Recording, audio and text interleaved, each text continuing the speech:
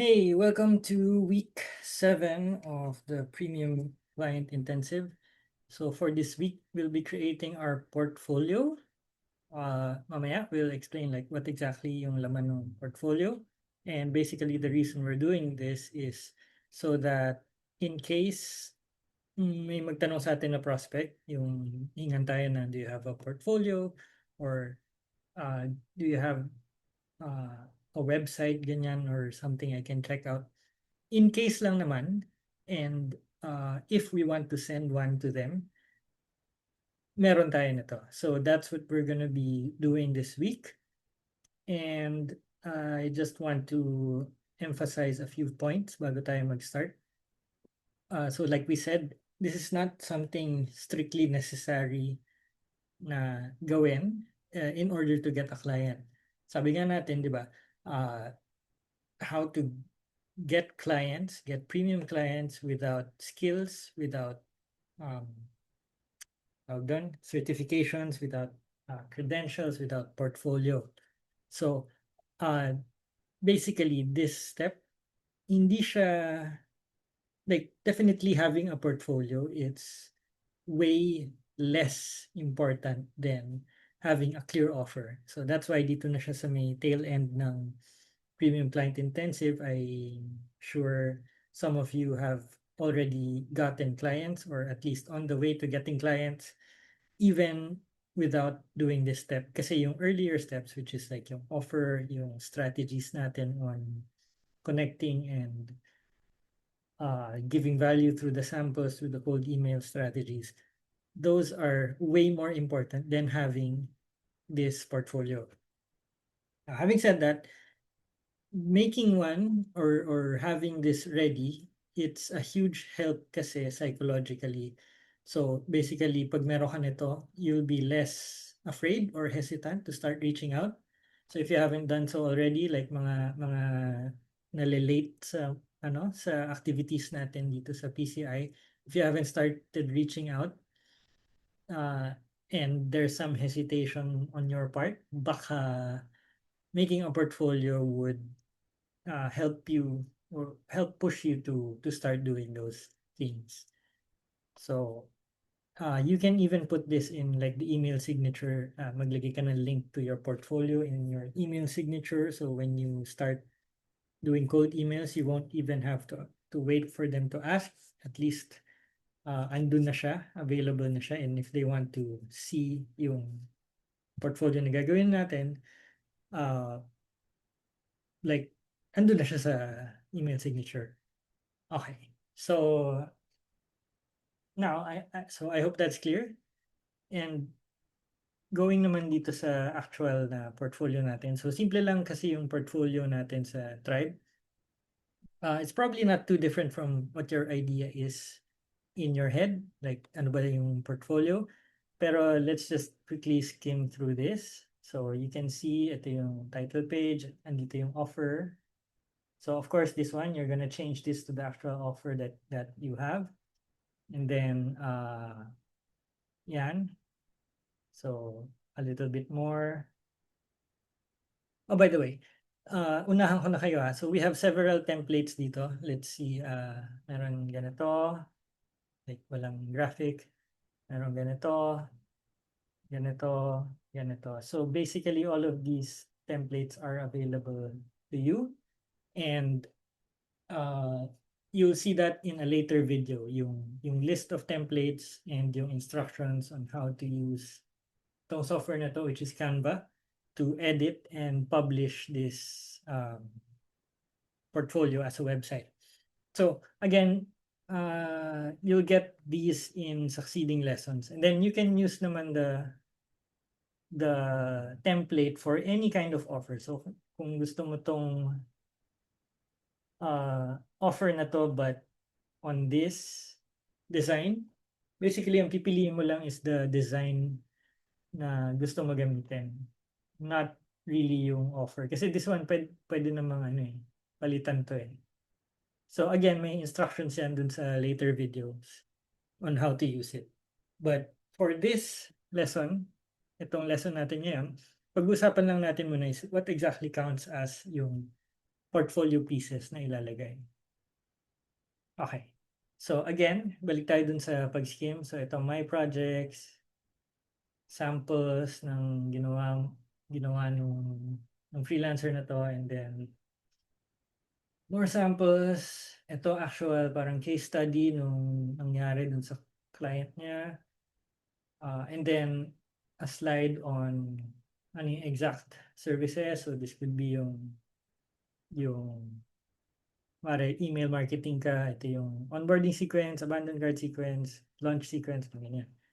Pag social media marketing ka, this would be reels, ganyan, or video editing or copywriting ng content writing, ganyan, graphic design, posting schedule and strategy, mga ganyan. So, dito yung mga actual lingo nung parang service mo. And then testimonials, tas yan na yung call to action na dito na yung how they're gonna be able to reach you. So yun lang naman yung portfolio. But so if you're seeing this, probably one of two things will be running in your mind. So number one, meron ka you already have enough items to place dun sa various sections. Especially kung experience ka na, you've delivered results to multiple clients, masipag ka mag-document ng ng projects mo. So most likely if may kulang man, you can easily retrieve them or hindi sila masyadong parang malalaking portions of the template. So that's number one. And then yung second naman, on the other hand, while we were briefly skimming through this, maybe medyo na takot ka or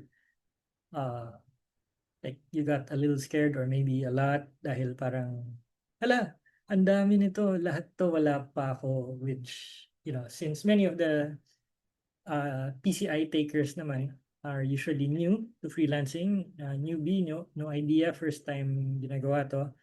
This is probably yung majority of people na watching this video. So I just want to say na understandable yan. Hinga muna tayo ng malalim kasi it will be okay. We're gonna be talking about ano lang ba talaga yung kailangan i-fill up dito sa portfolio pieces na to. Lalo if you're starting out. So, you can pause the video or parang hinga ka muna malalim, and if you're done, taking a breath or taking a moment. So, ito na siya. Ang kailangan mo lang talaga makuha is two things lang. Yung sample output mo from week 5. So, ito yung sampling, ito yung laman ng sampling email na sinend mo dun sa prospect mo in a previous week. So, we'll skim through this also later para makita natin ano yung mga pinagagawa ng mga batchmates or classmates nyo dito sa PCI. This is the left part. And then yung number 2 is yung chat GPT message about your offer creation, which is yung week 1.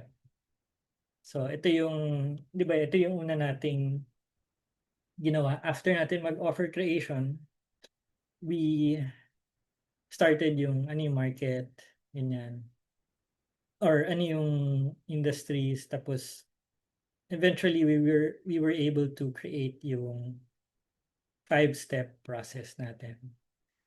So balikan nyo lang yung chat na yun. It should be in one of your sidebars dito, yung one of the saved chats dito.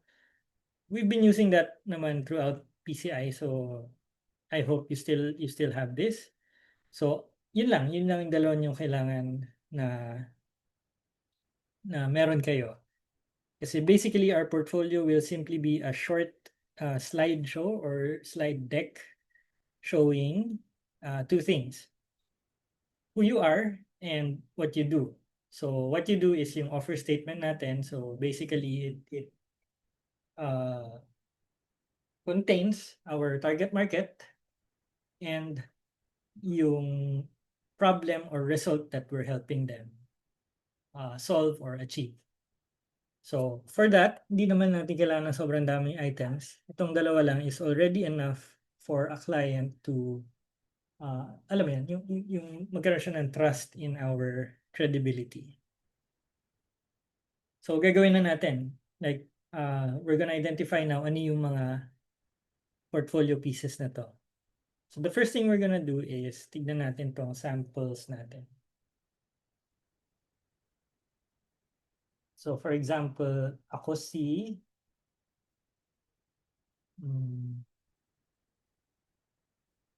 ako si J. Odi. I'm not sure kung ano yung... Okay, so it looks like financial services or accounting, bookkeeping services ang ino-offer niya. So, tignan natin. So, meron siyang sample na sinend sa nag-cold email sa prospect, sinend niya ang Amazon profit calculator. So, this is an Excel file or probably pwede niya gawing Google Sheet to. And tawag dito. So, ito yung mga ina-achieve niya na results. So, this is a good sample na pwede natin gamitin. Ang mangyayari lang dito is, in our portfolio later, which is papakita paano exactly i-edit, ang gagawin lang ni Jay is, of course, sa simula, lalagay niya dito yung offer niya, helping, ano ba yung Amazon FBA sellers, helping Amazon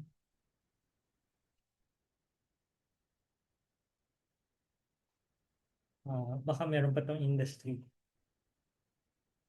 Wala, I can't see it here. But if he's targeting a specific industry, lalagay niya dito Amazon supplement or health.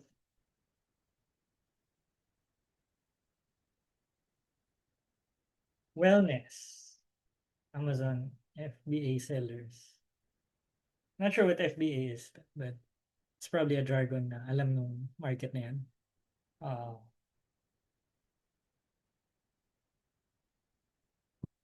Let's see.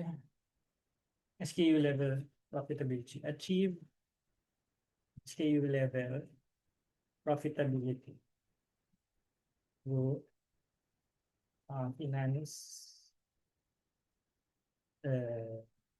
financial strategy, financial control, or whatever yung tawag niya dun sa service niya dito.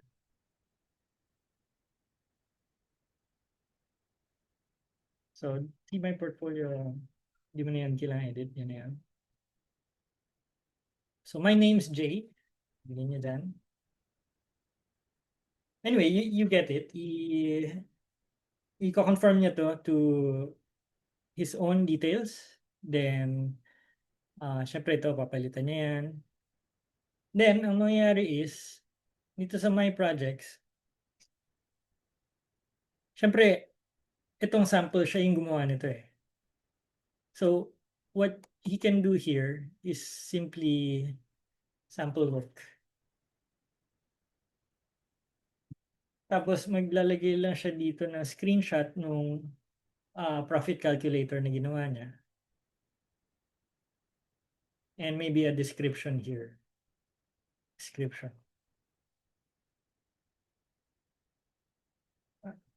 Ano magandang description? Ano yung result na helps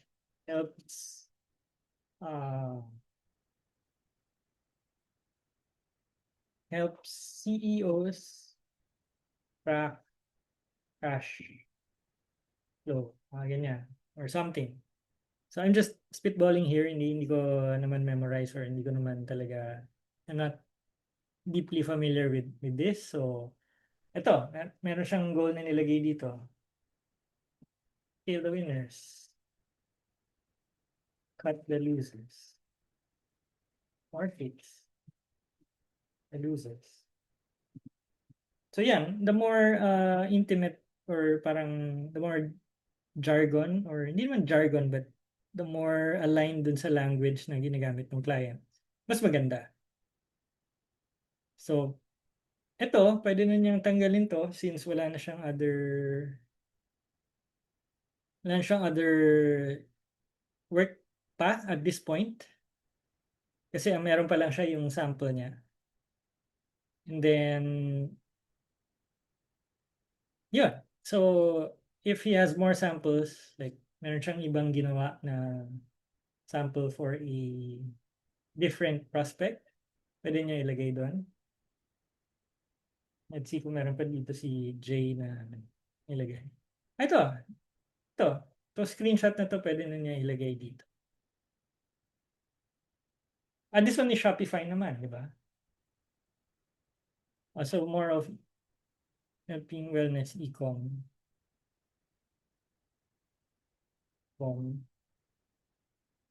Business.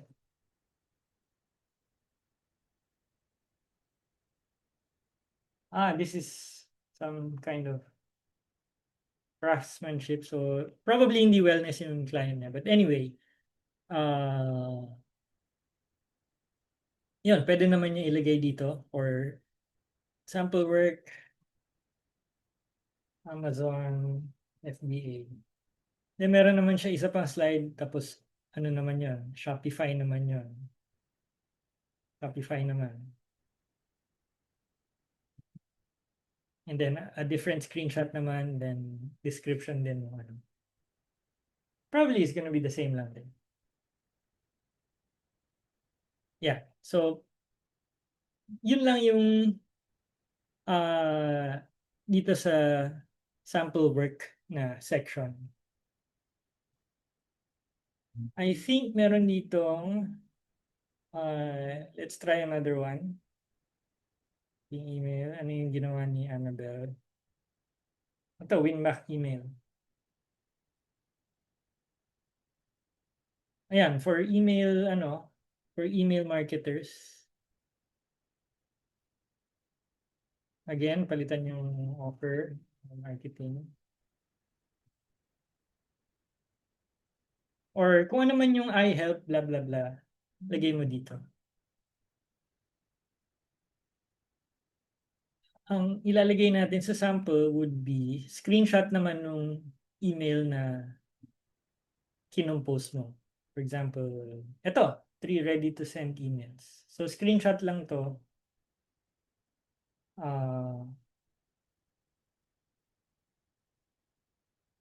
Si Christina. Yan, pwedeng i-truncate mo lang to, email 1, tapos parang kung series siya, tatlong screenshot ng email 1, 2, 3, ganyan. Sample work. Or, bundle emails.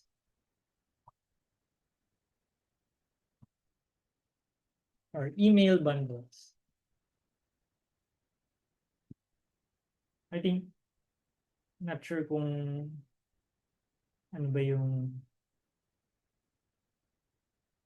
goal nito. But anyway, you would know naman ano yung parang best title for ano ba yung sample na ginawa mo. Meron din dito. Ayan, welcome email, welcome sequence. Pare, pwedeng meron siyang another sample dito.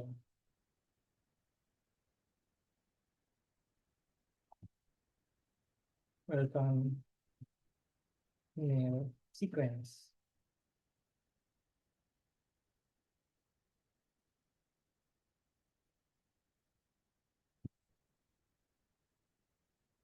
And then another series of screenshots. Email 1, 2, 3.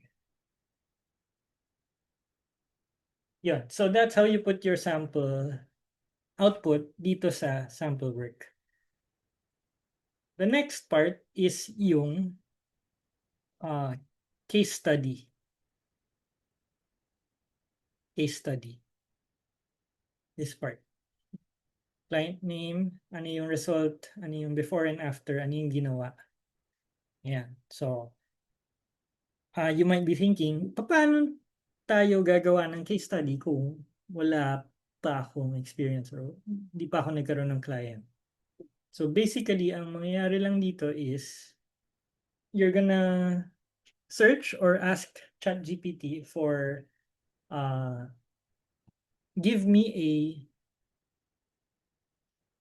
example of how yung offer mo has helped a real world business to achieve yung result na pinapromise mo. So, basically, maghahanap yung ChatGPT or mag-google ka, maghahanap ka ng actual na case study of your service in action.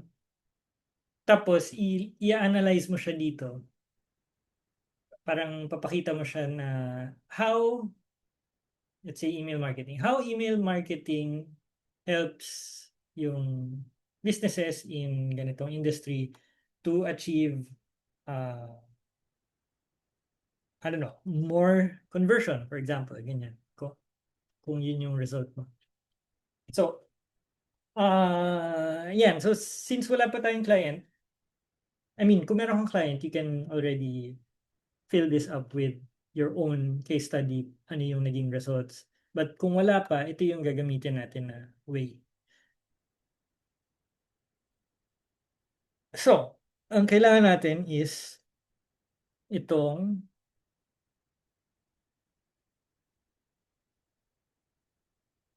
where is this? Itong ano natin, chat natin about the 5-step process, di ba? So, andito yung 5-step process natin. So, ang gagamitin ko na example dito is yung akin na yung una kong example, which is yung how to help motorcycle gear e-commerce brands reduce cart abandonment and increase conversion by yung mobile checkout. So Shopify optimization to or basically website conversion optimization tong offer na to. And ang market is primarily motorcycle gear stores. Pero again, meron siyang mga other industries na applicable din siya. Okay. So, ang prompt na punta lang tayo dun sa dulo ng chat natin. So you can see here, nagpagawa ko ng Instagram profile dito. But anyway, at the end, pwede mo lang siyang i-interrupt kahit na tinanong niya tong ganyan. You can completely disregard yung last message and give this prompt. So, naka-paste to sa caption below the video, tong prompt na to, yung format ng prompt. But basically, or you can say it naman in your own words, find me at least 3 or kung pwedeng more. But don't make it more than 5 kasi pag sobrang daming sinesearch ng ChatGPT, medyo nagiging less quality yung results niya. So, 3 I think is a good number. Find me top 3 case studies where a blank, which is your market,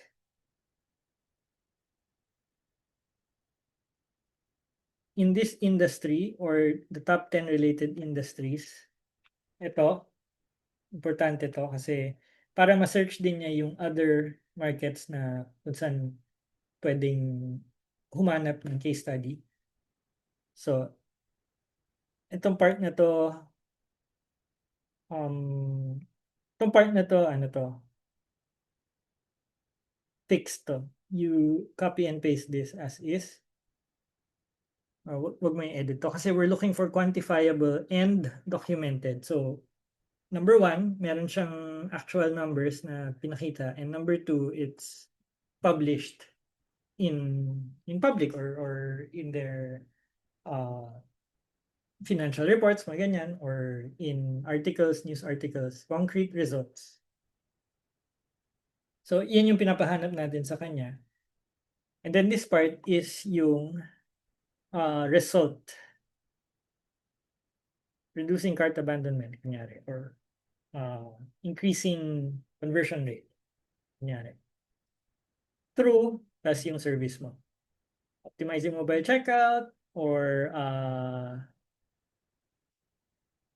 social media management, or let's say Instagram marketing, mga ganyan, or meta ads, whatever yung service. So ang format lang niya, find me case studies where a market in this industry, blah, blah, blah, blah, blah, concrete results in result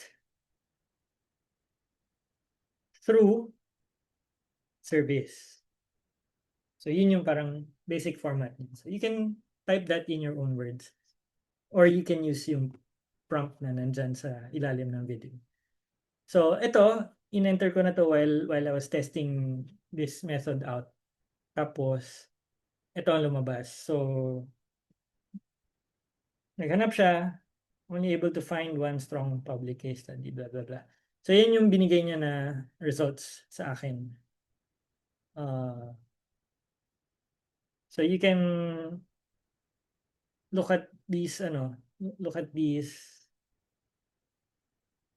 results na ibibigay niya, tapos pipili ka dyan. Kung merong maganda na, piliin mo na yon, and then sabihin mo, mamaya, ipoproceed natin with that case study. So meron siyang mga binigay na why. You can read this if you want. So gagamitin naman din natin yan later. Yan. So ito, nagtanong siya, I can try to find 3 more case studies that explicitly show documented percent drops in cart abandonment. So what we can do is, since wala pa naman tayong client, we can actually try to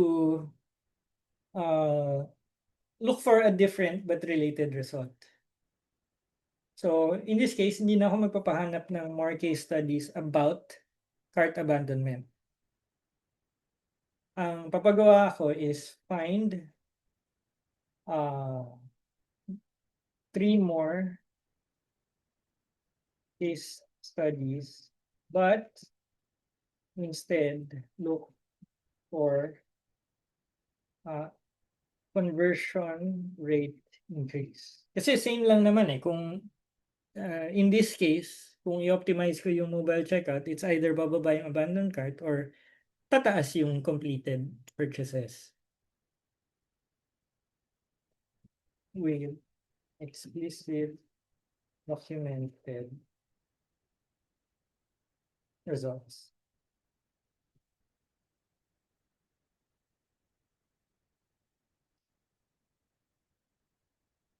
But instead, huwag natin mag-isa. So, maghahanap na siya ngayon. So, again, kung meron na siyang nabigay dito na maganda, okay na yon. We can proceed with that. Pero kung wala naman, yan. So, these are better kasi hindi naman exactly motorcycle gear stores kasi baka masyadong niche na tong market na to.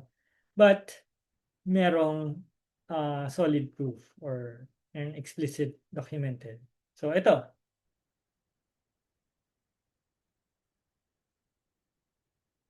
40% conversion rate. Ito, e-com clips. Ito, mobile revenue. Ano ba to? So again, hanapin mo lang dito yung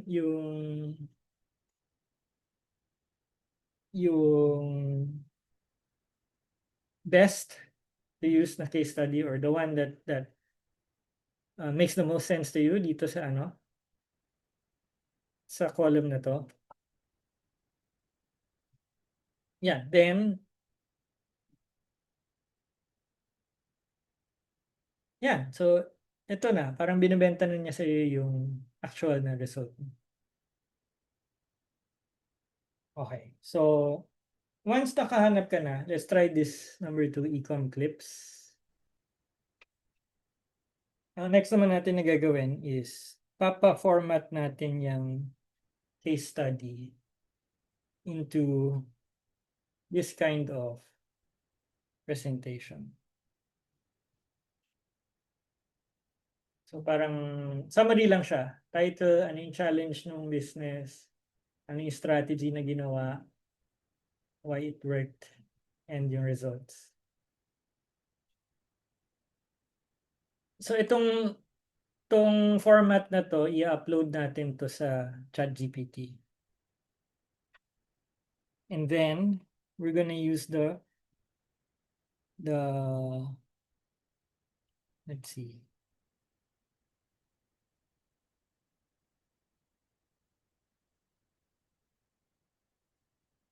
So i-upload natin dyan. So this file, makikita nyo rin yan sa baba, below this video. Please prepare case study documentation using the attached file as reference for instructions, and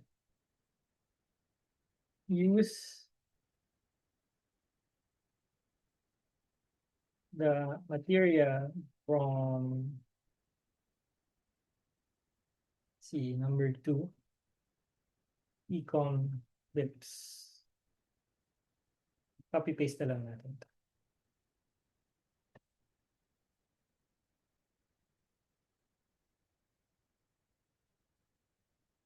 Yeah. So mangyari, bibigay na niya yung i-generate na niya yung case study. Yeah. So this one, pwede natin siyang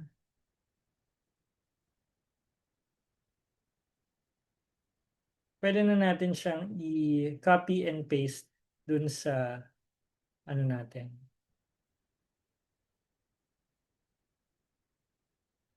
To, case study. Case study.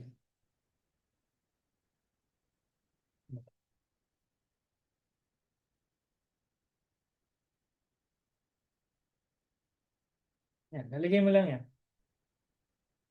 Siyempre, ayusin mo konti yung format. Ay. Yan, and then you're just gonna insert more slides talking about this one. Pwedeng combine mo tong dalawa, intro tsaka yung challenge, para hindi tipid sa sa screen real estate. Strategy and why it work, pwede mo combine mo in slide, or strategy lang. Then tong dalawa pwede. Then ito important. My takeaway. Kasi itong part, this one is going to help in cementing your authority. So, hindi ka lang syempre itong project na to, hindi naman ikaw talaga yung gumawa nito eh. Di ba? You haven't done this for itong client na to. Hindi to actual na case study na ginawa mo. Or it's not something na actual result na na-achieve mo. But, kumbaga, yung mga takeaways dito is, or yung important parts dito is, number 1, itong why it worked. Kasi here is where yung case study na to, which is something na hindi mo ginawa, something na ginawa ng another business and successful siya. This one is aligned dun sa 5-step process na ginawa mo.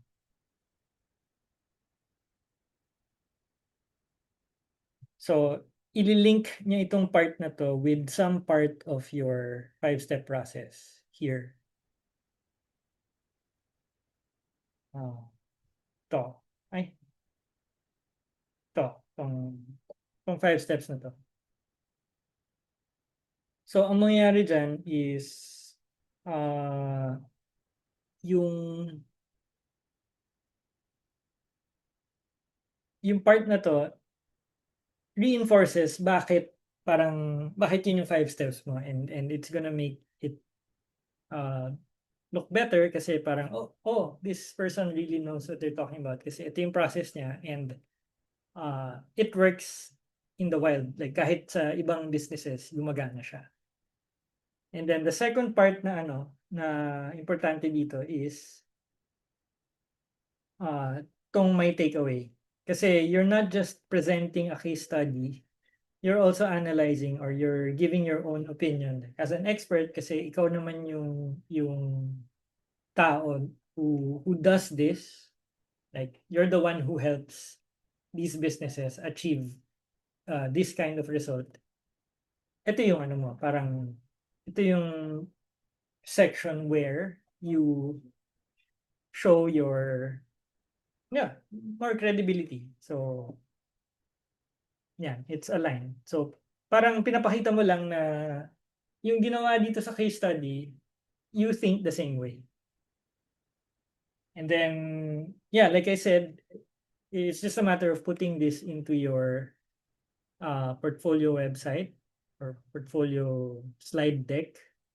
So again, yung later video is gonna show you exactly how to edit these. Pero yan, so we've already covered yung two important parts, which is number one, sample work, and parang more evidence that the five-step process or yung offer mo, yung what you're offering clients, it really works.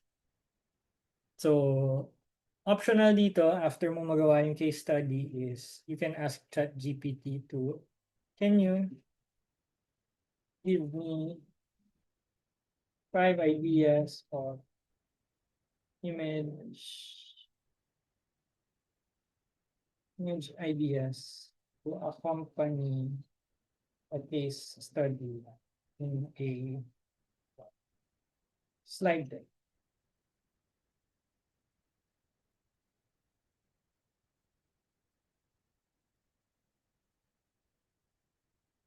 Yan, so bibigyan ka niya ng ideas. So optional na to. Pwede mo tong tignan kung ano yung gusto mo dito.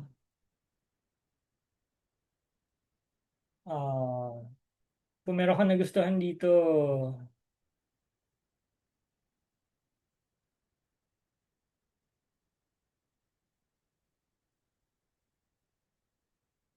ito, for example, to. Gusto ko to. For example, ito yung napili mo na image to put in your slide deck. Generate this image.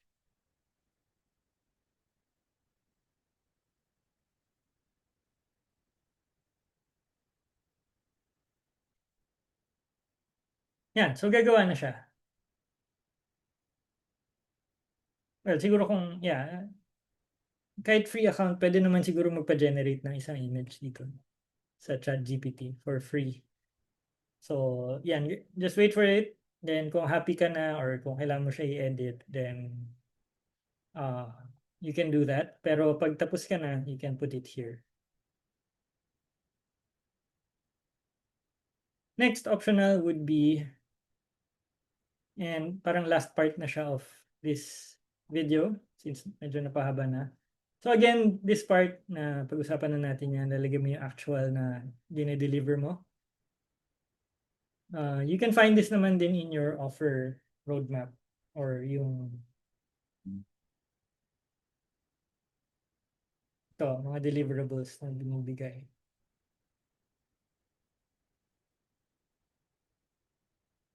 Ito. Dito mo lalagay yan.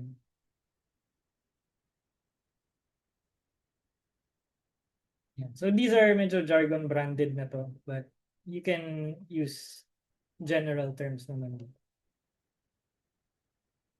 Like I said, yung kanina, yung Instagram reel editing, video editing, image, graphic design, post, caption, copywriting, content writing, ganyan. Those are things na ilalagay mo. Now, optional last part is tong testimonials. Now, you don't need a lot. Kung meron lang nag-reply sa'yo, dito sa samples,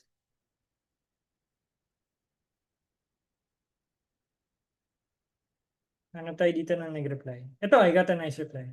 Ayan, kay Jay. Ayan. Ito, Hindi. Thank you lang siya about the compliment. Kung meron nag-reply sa'yo about the sample that you gave, na natin. Maganda oh, workday guide. I think this is mga ano, mga monday.com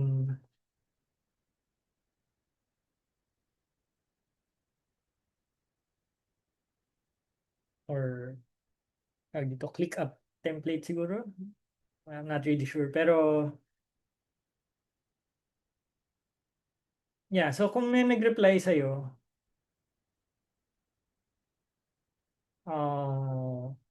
you can put that in your testimonials. Like for example, ginamit nila or um,